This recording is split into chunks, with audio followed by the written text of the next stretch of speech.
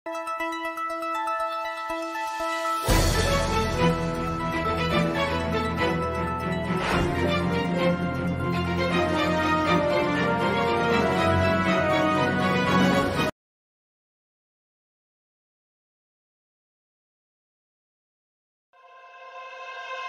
semua, bagaimana kabarnya?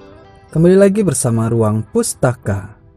Kali ini, saya akan memberikan kalian tips dan trik menjadi pembaca efektif.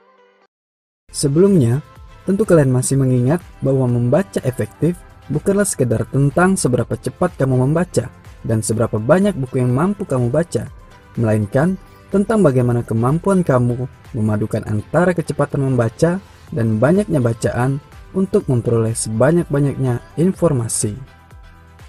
Langsung saja, ini dia tips dan trik dari saya dalam menerapkan membaca efektif yang saya susun menjadi langkah-langkah menjadi pembaca efektif. 1. Sikap saat membaca. Sikap yang baik akan menentukan kualitas bacaan kita. Untuk itu, saya sarankan ambillah posisi ternyaman kamu saat kamu sedang membaca. 2. Suasana saat membaca. Kualitas bacaan kamu akan dipengaruhi kenyamanan suasana di tempat kamu membaca. Untuk itu, saya sarankan carilah tempat yang menurutmu dapat mendukung kamu untuk melakukan aktivitas membaca.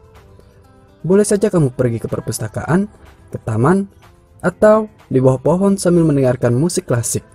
Suasana yang tenang dan nyaman akan memberikan pengaruh positif pada kita dan menuntun kita pada keefektivitasan membaca. 3. Memilih bacaan. Pilihan bacaan yang tepat akan membuat kita menjadi pembaca yang cermat. Beberapa tahapan harus kalian mulai agar dapat menjadi pembaca efektif. Pertama, pilihlah bacaan yang menurut kalian isinya sesuai dengan jiwa kalian. Ini akan merangsang minat baca kalian.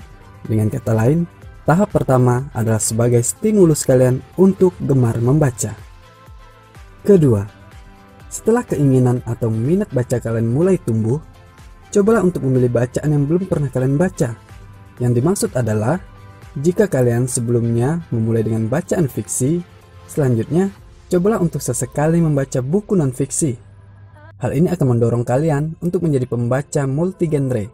Kalian gemar membaca fiksi, tetapi kalian juga memiliki informasi umum yang memadai.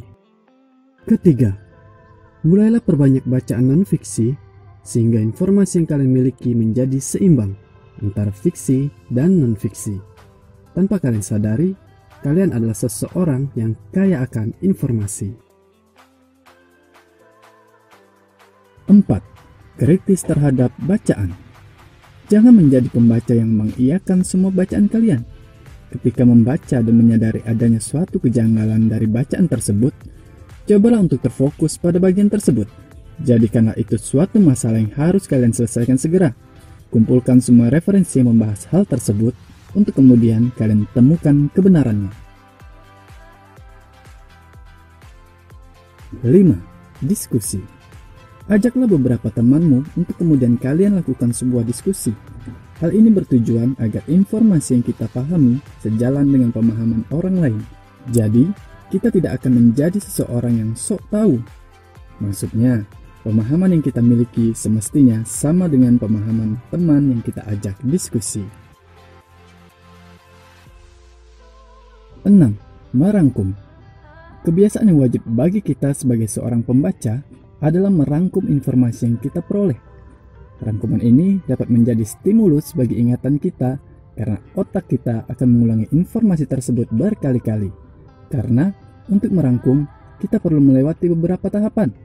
1. Membaca. 2. Mengingat. 3. Menulis. 4. Mengoreksi. Dan yang terakhir, memastikan. Jadi, otak kita akan mengulangi informasi tersebut berkali-kali, sehingga mudah bagi kita untuk mengingatnya.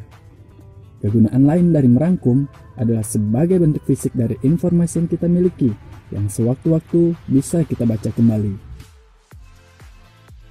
Selanjutnya, saya akan memberikan kalian cara untuk merangkum dengan konsep pemetaan pikiran, dan saya akan memberikan teknik dalam membaca skimming atau membaca cepat. Namun, akan saya berikan pada video selanjutnya. Terima kasih sudah menonton Ruang Pustaka. Silahkan tulis di kolom komentar jika ada pertanyaan. Sampai bertemu pada video selanjutnya. Selalu ingat ruang pustaka.